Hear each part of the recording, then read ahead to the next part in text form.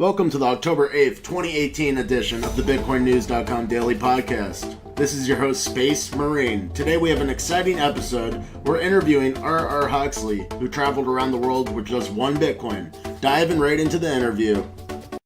Tell me about your journey around the world with one Bitcoin. I remember one guy, Gareth, back in Asia, in Hong Kong. He gave me that kind of advice in November, December, that area when things were really starting to pick up, get very hot. I was tempted. I had just started my journey, really. I was only a few months in. I was tempted to cash out the rest of it, the rest of that one Bitcoin at that really high price, cash it out and then just keep traveling, keep doing the whole 1 year on one Bitcoin and just tell people, oh yeah, I'm still doing it on one Bitcoin. It's just all cashed out and it's really helping me get by. And I was very tempted to do that when I saw it hitting 14, 15, 16. Even after it hit 19 and it bounced back up to about 17 or so, I was tempted again to cash out the rest of it because I knew that it was going to keep sliding down. But I talked to a few crypto OGs, right? Those original gangsters, one of them being Gareth, and he said, hey, you can do that. It's your life. Definitely do that. Go for it. But it won't be the same. Your documentary just won't be the same. Your life won't be the same if you cash it all out and coast on your winnings, as it were. It simply won't be the same. You won't feel what 80, 90% of people out there are feeling, which is that stress or that adrenaline, which is as it slides down, as it goes down, and you have less and less, and you're living off of less and less, and whatnot, you're not going to go through the same kind of adventure. You're just going to be part of the 1% or 5% or whoever who cashed out at the top, which is unique and all, sure, but it's not as relatable, it's not as interesting. So he told me, cash out enough to get you by January, February, but then just ride the rest. Ride it and see how it feels and report about that, talk about that, film it. That's what I ended up doing, taking that kind of advice.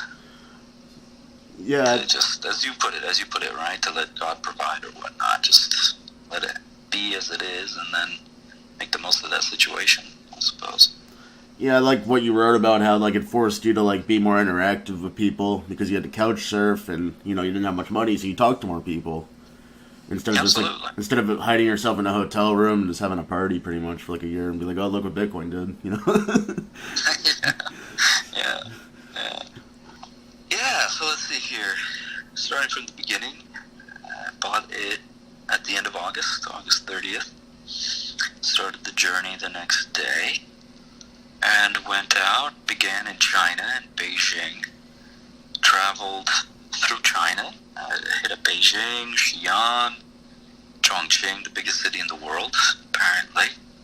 30-something million people, which blows my mind still. But it was incredible to see that city. Going up to one of the hills towards the center of the city, you look around 360 degrees all around you.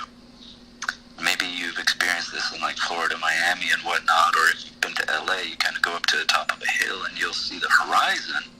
You'll see it broken by a few skyscrapers here and there, but if you look around, you'll see a flat horizon. However, in China, in Chongqing, you go up to a hill, you look around, you don't see a centimeter of flat horizon.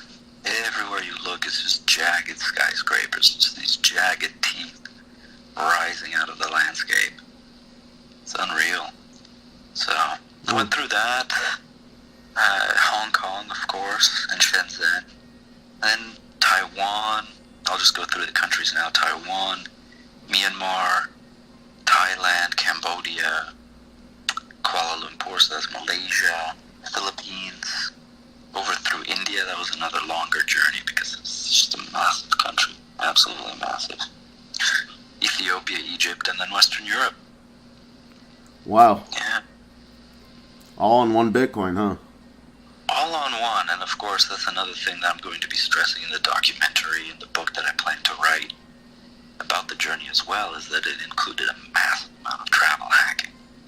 Right? So when people hear, oh man, He went around the world for a year on one Bitcoin. How's that even possible?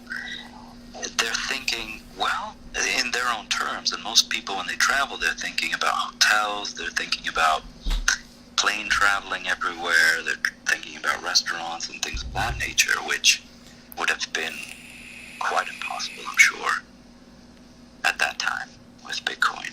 But what I ended up doing is a massive amount of travel hacking. So a lot of couch surfing, contacting people from meetup groups, Bitcoin meetup groups, crypto meetup groups, getting on meetup.com, finding these groups, and then contacting the administrators and people beforehand and telling them a little bit about what I was doing and the mission behind it, asking if they knew of crypto-friendly places and crypto-friendly people. And oftentimes I would get even invited to just crash at their place, surf their couch, of course meet their friends, meet people in the community, stay like that, which was incredibly eye-opening. And that's why I would have to say that my mission changed. This is the fundamental reason why my mission changed.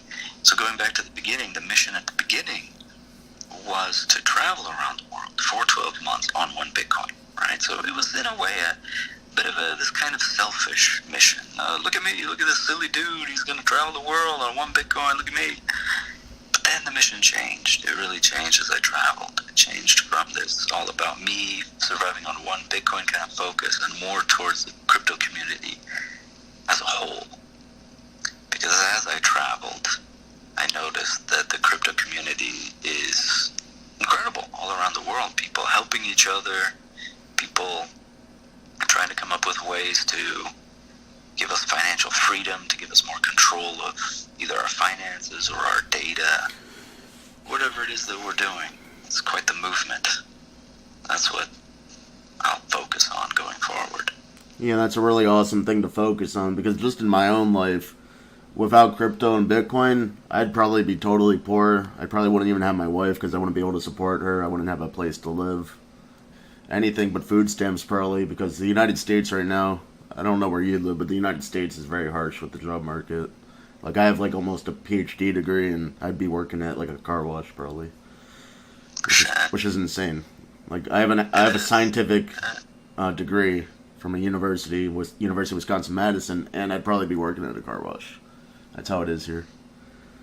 It's just not fair. It's not fair. You know, I left the States about a little over a year ago now, right? Because I concluded the trip, in August, the end of August there. So yeah, so a year and a month. And yeah, I'm from Portland, Oregon. So, West Coast over there. Yeah, when you started your trip, I had no internet and like no food. I was panhandling on the side of the road. But so crypto sets people free, including me. Like, now I have a place and I have plenty of stuff. I take good care of my wife, and so crypto set me free. So I'm down with this goal to show the world this. Yeah.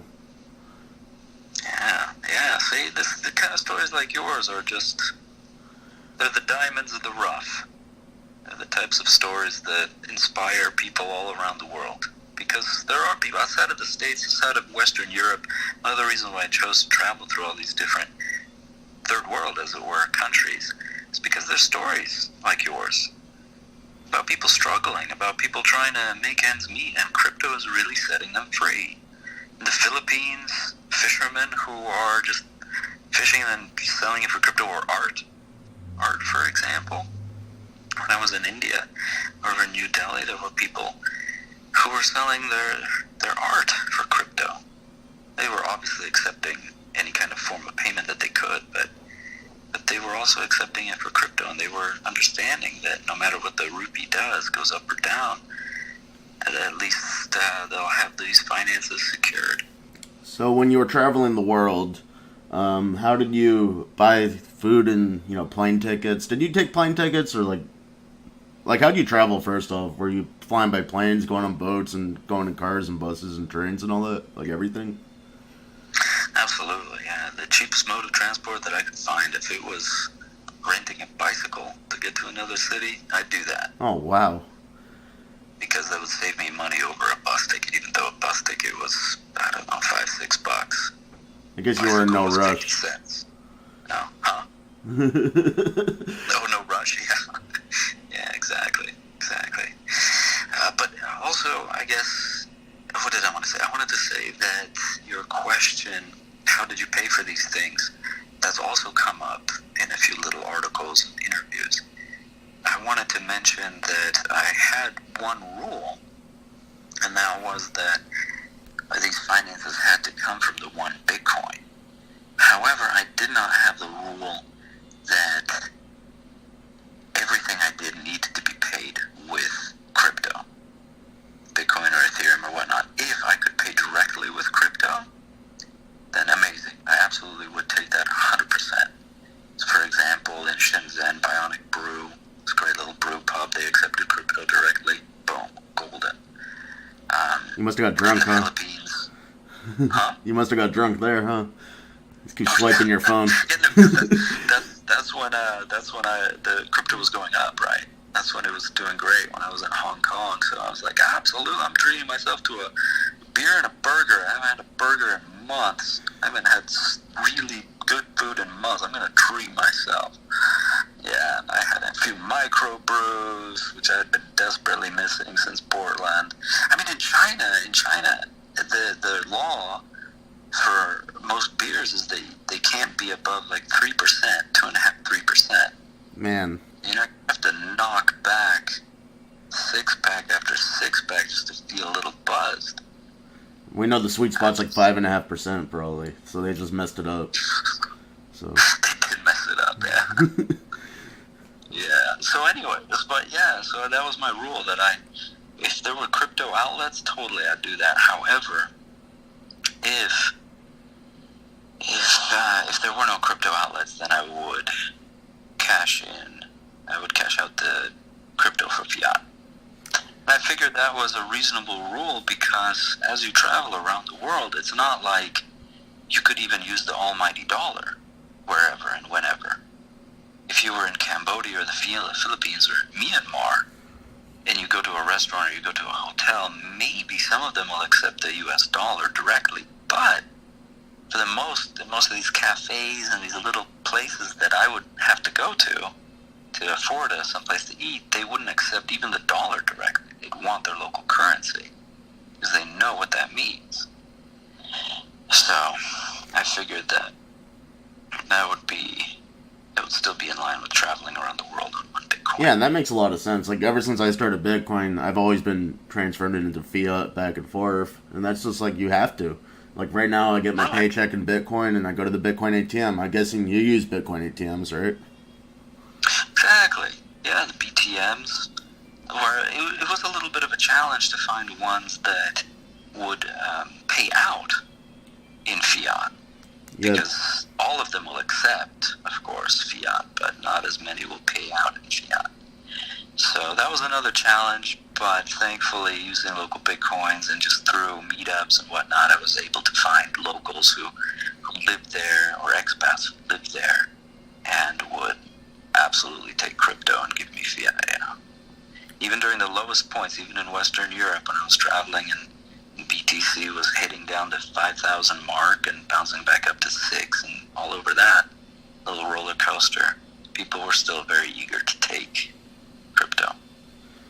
Yeah, that makes a lot of sense. So makes sense. And did you try marketing it up at all like a Bitcoin dealer? Because that's what I would have done. From time to time, yeah. Yeah, I did. Yeah, squeeze out some extra money from it, you know? Exactly. Every dollar, I had to stretch every single dollar. But in the end, it was quite the adventure. So, and that's another reason why I'm not necessarily a Bitcoin maximalist as well. Because as I traveled, I saw the very positive things about Bitcoin itself and the negatives about it as well.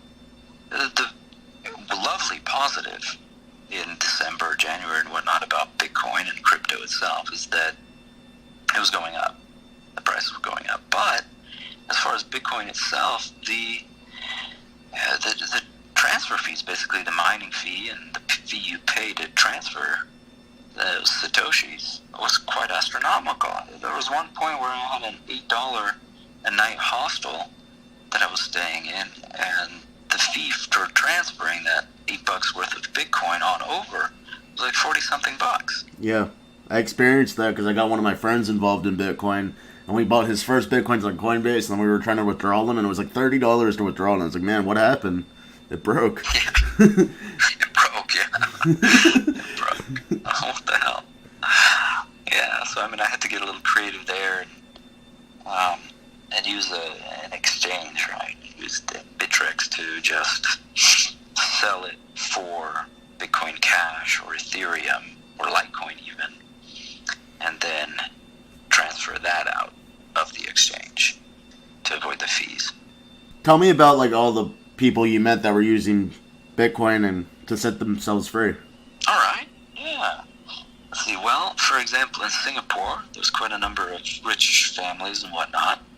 They employ Filipinos, generally, to do housekeeping, nanny work, those types of things.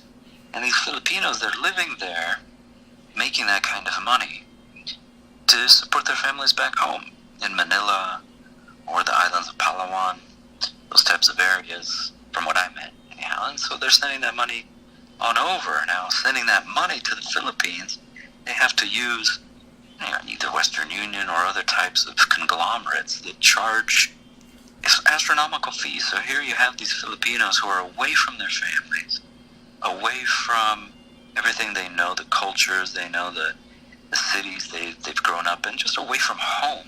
They're working their hands to the bone for these wealthy families, earning meager pay. I mean, for them it's great, but still in the scheme of things, it's meager pay.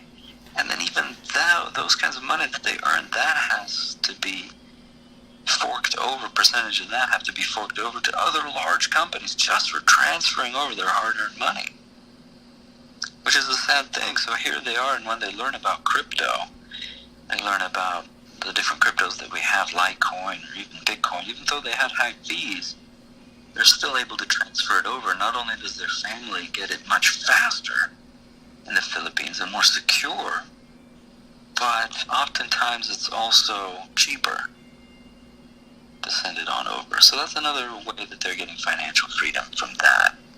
Another way is in Myanmar. In Myanmar, the local people there that I met, they are absolutely cynical as far as banks go. And even as far as their local money is concerned, because the government has demonetized, has made their currency worth less and less. There were even some people there who were making, for souvenirs for tourists, they were making friggin' wallets and purses out of their local cash that a number of years ago had been buying them bread and butter, and now it's just so devalued, or even is not in circulation anymore just a few years later, that it's worthless. And so all they're doing is just making souvenirs for tourists out of that money. I mean, can you imagine in the States if we use like a $10 bill from 1985, if we use that $10 bill just to make souvenirs for tourists out of it? Huh. It's almost incomprehensible because, a $10 bill, if you find it from 1985, 1995, you can totally use it for $10 worth of stuff now. But that's not the case. In Myanmar and Venezuela, that's not the case. Yeah. So because these locals are just absolutely disenfranchised by that, they've been, again, it's a place where they work their hands to the bone, either in physical manual labor kind of jobs, or some of them are in IT, but they're working hard, and they're saving up. And you want to save up to have a better life for your children. You want to save up to have a retirement for when you get too old to work. And you want to save up that kind of money, and so you save it up, and either you put it in the bank, and then if the bank goes under without any kind of recourse, suddenly you go to where the bank was, and the doors are shut, barred, closed, everyone there's gone. Where the hell's your money? It's gone. Or the government's devalued it, or hyperinflation has happened, and the let's just keep using $10, but the $10 worth of currency that you worked, let's say, an hour to earn is worthless, worth pennies. It's shocking for them. So when they learn about crypto, they themselves, the light goes off in their heads. Here's a system of currency that is decentralized, no government controls, no bank can just take it from you. They love that concept. The problem is that they have such basic problems that perhaps you and I would take, maybe, well, not you and I, because you've also lived in very harsh situations, but the majority of people in developed countries would take for granted. And what I mean by that is like electricity or cell phone service. Yeah, I lived with no electricity for about a year recently. See, so you know, man, the pain is real. Yeah. The pain is real. Yeah, so for them it's also very real, where it's like, yeah, they want to use Bitcoin, they want to use cryptocurrencies, but they have trouble sending it between cell phones or between anything else because of poor reception, or between computers, the electricity might go off. And it did for me randomly, staying with a family, and the electricity just kind of went off. I said, oh my God, when are you guys going to get it back? I mean, the mother, she was cooking dinner at that time on an electric stove, and she was like, well, there goes that. We're not eating tonight. It's half cooked. It's raw meat. We can't keep cooking because the electricity's off. When's it going to come back on? No one knows. It came on like 2.5 hours later, but she said that sometimes it's been off for a whole day too. And then what? Wait. So, just basic kind of things like that. Yeah. So anyone else that, crypto set them free?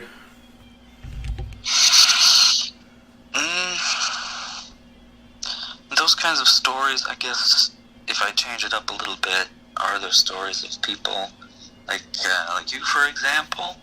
Yeah, I met one other guy. Was over in Switzerland. Not as much of as intense as he went through, but he was struggling. He was trying to be a translator. He was working to be a translator in 2-3 different languages. He was studying really hard to learn these different languages and to become a translator, but just wasn't able to make it happen. And he got into crypto. He got into the mining side of things. He was more of an introverted kind of person and enjoyed computers and working with that kind of stuff, but he got into mining it. He was mining with a few GPUs, which soon began more and more as his friends got into it and just bought the equipment, and then he maintained it. And they used it to heat their homes in winter too, which was hilarious. They had that much mining equipment. He said it was extremely loud, but at least it was warm. But yeah, so now he's darting all over Europe to different mining farms and maintaining it. He's a technician for all that kind of stuff. And now, especially, the funny thing is with him, ironically, he didn't become a translator, but his usefulness of languages now helps him in France to communicate with people, helps him in Switzerland, helps him in Germany, that kind of thing. So, tell me about John McAfee. John, what a character, man. What a character. There's something to be said about becoming that old. I'm kind of looking forward to becoming that old because he doesn't give a fuck. He doesn't give a single fuck about anything, and that just helps him be himself. Because he knows he's already lived his entire life. He's in his 70s, and now he's traveled. He's set up companies, sold companies. He's done all sorts of things. And one fascinating thing about him is that'll show you what he's like. I attended that crypto cruise in Asia. In Asia too, but in Europe, the whole Mediterranean thing. The Coins Bank invited me back on board, and I attended his presentation. Talked to him later too, but attended his presentation. The reason why I bring it up is because I had attended a number of panels, discussions, talks.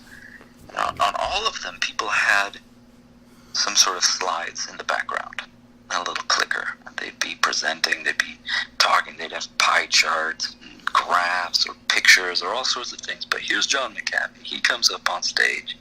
He doesn't have a clicker. He doesn't have anything on the slides behind it. He just goes up to the front of the stage and he talks to everyone as if he were just this cool grandpa talking about life. So that's kind of what he does. But he's very intense and he's very polarizing. He knows how to stir the pot, and he says things that get people talking. So, for example, the first time that I met him, and interviewed him, I asked him about the topic of the day. It was a very hot topic back in end of January when Bitcoin was still up really high. The topic was the environmental impact of Bitcoin mining. All this Bitcoin mining, and why is it going on? Why is it just a useless consumption of electric power? Can't people find a more environmentally efficient way of doing it? So I asked him some of these questions, and he tells me that his company, MGT, had some of the biggest mining operations in Washington State at the time. And so they were mining. So what did you feel about that? And he said, well, it provides a damn good useful service. It secures the blockchain. And I tell you what, we are going to keep mining Bitcoin until the last polar bear drowns. That's awesome. So I laughed about that. I mean, that's the kind of character he is. Yeah. Any other quotes from him like that? Or is that the ultimate? That was pretty much the ultimate, the one that I wrote down. He had about maybe 10 minutes for me or so. He was just rotating through a lot of people. Him and his bodyguard rotating through a lot of people wanted to talk to him. So, but yeah, the hilarious dude. I guess the other very interesting fellow that I met there, Vitalik Buterin, and how that is the closest I have ever come and will ever come to an alien encounter. 100%, because this dude is much taller than me, and he's gaunt, and he's extraordinarily intelligent. You can see, when I was talking to him, interviewing him, he was thinking about 12 other things, all of them far more important than the questions that I was giving him. Just a hyper-intelligent individual. Really fascinating. Did you have a strong instinct that he is an alien? I'm on the fence about that. Not sure what to say. Because I looked at the pictures of him after you said that, because, you put the same thing on your website, the Reddit post, and he looks like an alien, and I'm kind of wondering now, maybe he came from space, and he's like, I'm going to make a better version of cryptocurrency and take over the world. World dominate through that kind of stuff. Yeah. Is there anyone else that you met that's important? I know everyone's important, but anyone else that's a celebrity in the crypto space? Celebrity in the crypto space. Too much of a celebrity. I tried to keep it balanced too. I didn't want to just be interviewing all of the top names. I also wanted to be interviewing people who were just getting into the space or who were working in the background. The Gareth Hayes, the guy that I met back in Hong Kong, he was an influential figure. He's not a celebrity by any means, but he's working on the Cardano project. And he also has had quite a few interesting things to tell me to keep me humble about price activity, about people in general in the crypto space, to keep exploring. What else did he say that was really interesting? That was also saying that the whole world politics, if I remember correctly, but that's more of a world politics kind of discussion. He was just saying that he's worried about how only a few people hold the majority of Bitcoin, how it prevents it from being completely decentralized, because it might be decentralized from a computing standpoint, but from a financial standpoint, that there are just a few of these people, these wallets out there with massive amounts of Bitcoin, and that there could be price manipulation going on, or at least the potential of it. That's something that he worries about. Perhaps not one of the rosier sides of crypto, but certainly a realistic part of it. Explain to me how crypto sets people free. Crypto sets people free by giving them control of their finances. And granted, that necessitates a lot of responsibility.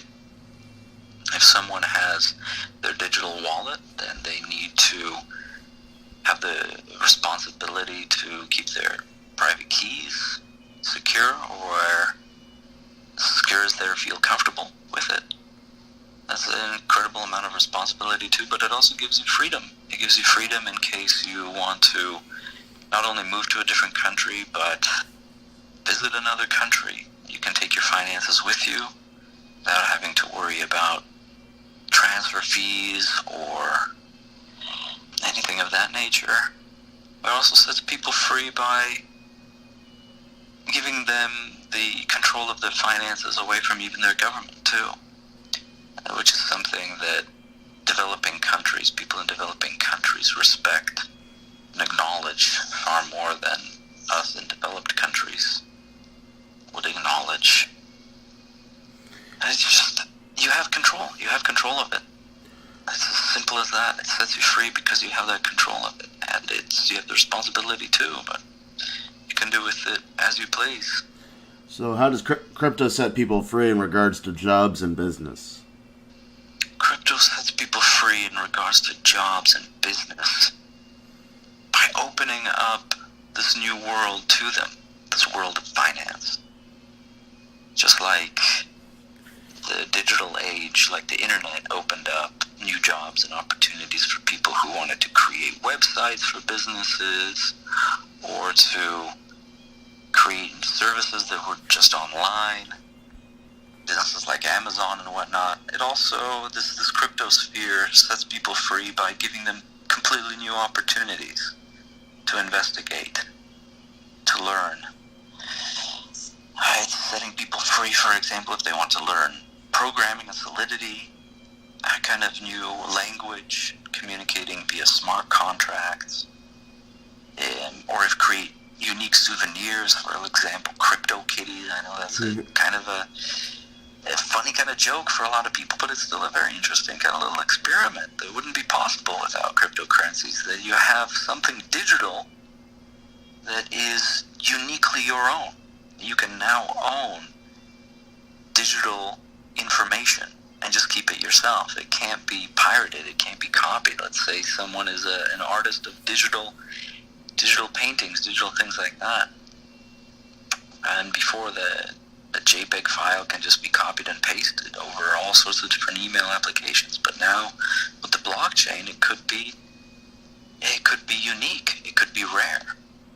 So that offers up a whole new financial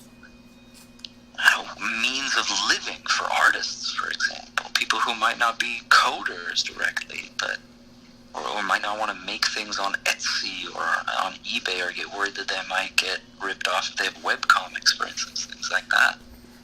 And now the crypto space will set them free financially by them being able to create unique digital things and then sell them for crypto and have them on a blockchain so that they stay unique, so that they're not pirated. I mean, we are at the cusp of innovations that not only blow my mind, but that I couldn't even begin to tell you about, couldn't begin to imagine. It's almost like that question. It's like you and I having this discussion in 1995, and me traveling around the world, just communicating with email, this new thing, and then you ask me, well, how will the internet and email set people free? How will it help them with their jobs? And me trying to come up with something like Facebook or Uber, which I wouldn't have been able to really imagine back in 1995. So all I can really say is that in 2025, if you ask me the same kind of question, I will have some solid answers that right now I can't even imagine, but I know are coming. Tell me about this movie you're making. Sure. Let's see, the documentary Bitcoin Around the World. It'll focus on two things. One, it'll focus on the drama and adventure of traveling to developing countries and developed countries all around the world on just one Bitcoin, on one crypto, cashing that out to fiat or paying for things directly and meeting people from the crypto community all around the world. And the second thing it'll focus on is also the various interviews that I have and the people that I've met along the way in the crypto community who are taking control of their finances, their destinies, by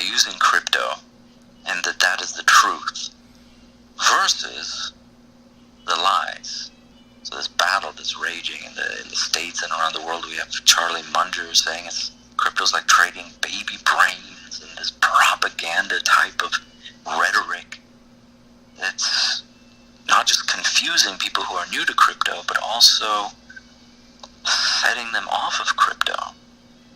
I just start at the beginning over there and just basically say that as I traveled, I saw not just people in the crypto space, but I saw people at meetups who were new to the crypto space, who hadn't set up a wallet, hadn't set up anything, and they'd come over to the meetup because they were curious, but they had all of these reservations about getting into crypto, about using crypto.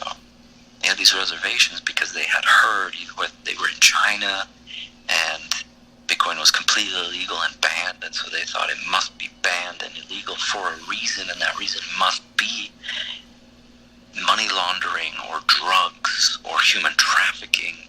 That the human trafficking thing was a pretty big reason. When I was in Egypt, in Cairo, and I went to a crypto meetup community, there was a guy there who was new, and he wasn't sure about getting into the space because he heard that it was being used for, and it was illegal because it was being used for some very human trafficking kinds of activities.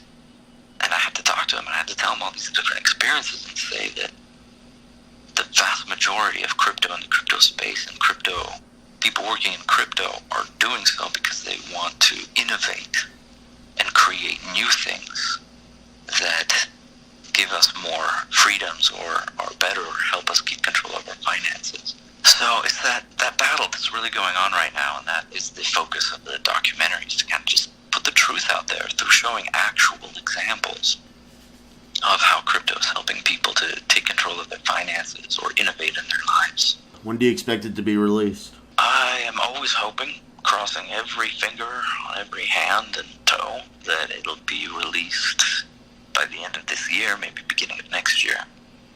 But I have almost 200 hours of footage to chew through to edit.